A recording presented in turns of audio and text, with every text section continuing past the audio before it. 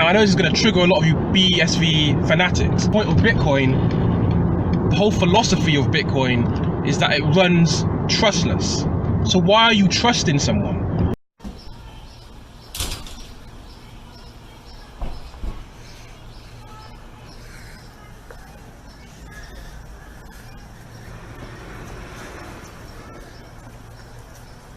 Good morning, Craig. How you doing, sir? Good luck in there today.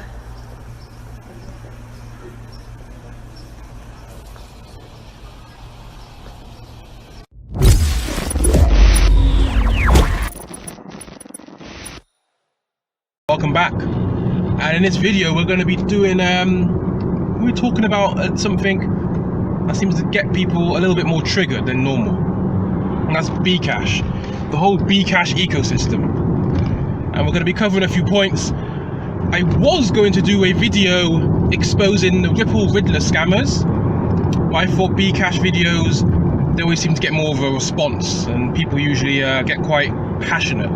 For those of you that are new to the crypto space, number one, welcome to the circus. It's Bitcoin, BTC, there's Bitcoin Cash, which is BCH or BCASH, and then there's BCASH SV, which stands for Bitcoin Satoshi's Vision, BSV. So, again, if you guys aren't familiar with it, Bitcoin is basically trying to scale and grow off-chain using layers, which have different functions, but ultimately are working in compliance with the Bitcoin mainnet. Bitcoin Cash and Bitcoin SV are basically scaling on-chain. Those two have slight differences, of course. BCASH, bigger blocks and all that. BSV, also bigger blocks.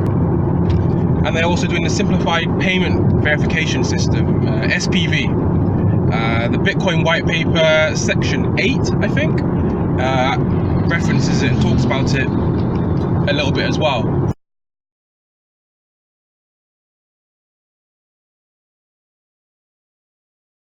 For you guys, so there's some reading material there.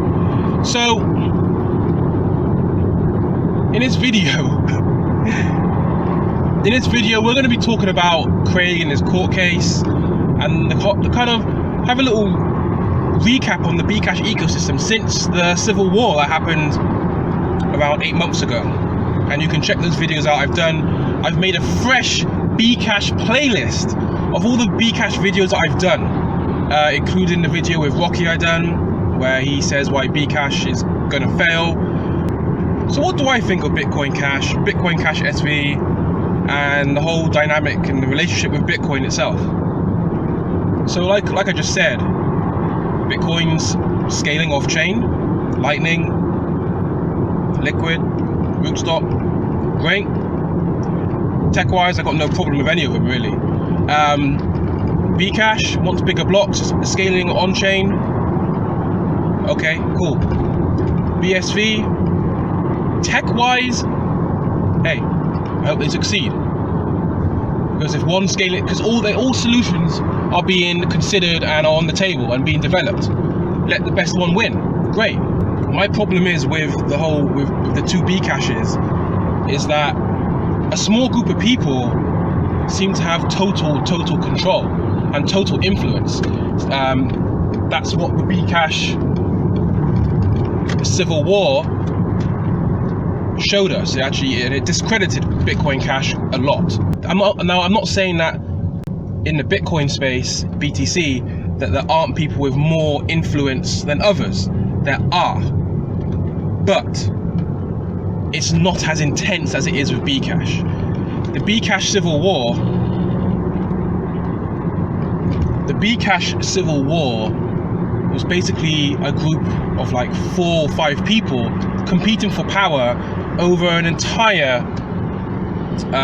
payment ecosystem. So that's my take on BCASH, right?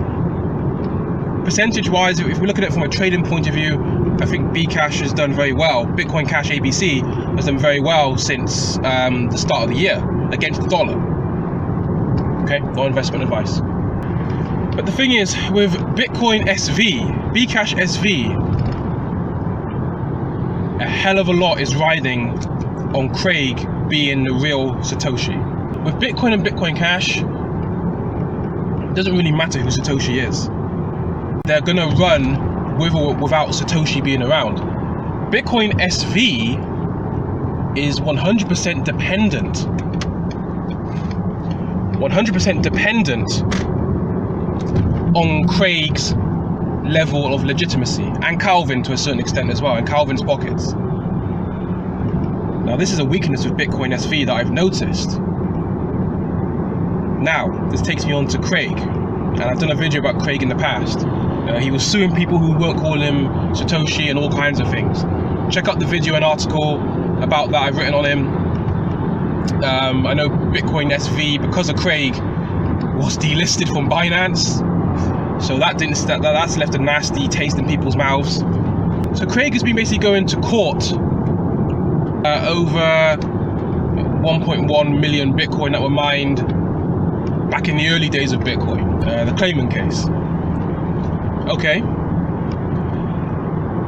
Apparently, I won't bore you with the details. Long story short, Craig admitted that he cannot access those funds.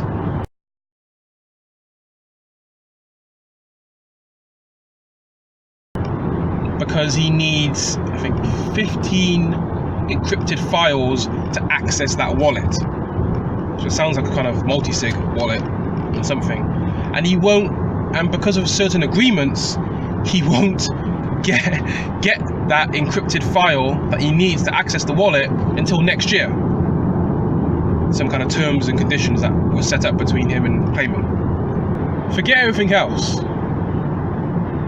But how on earth were Craig's believers convinced that he is Satoshi if he can't access any of the funds or any of the wallets or anything to prove that he is Satoshi?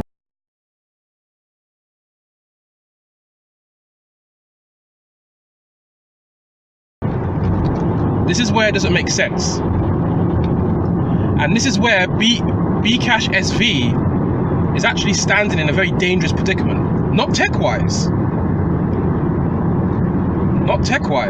but the principle of it. Because that would mean that BCASH SV was kind of created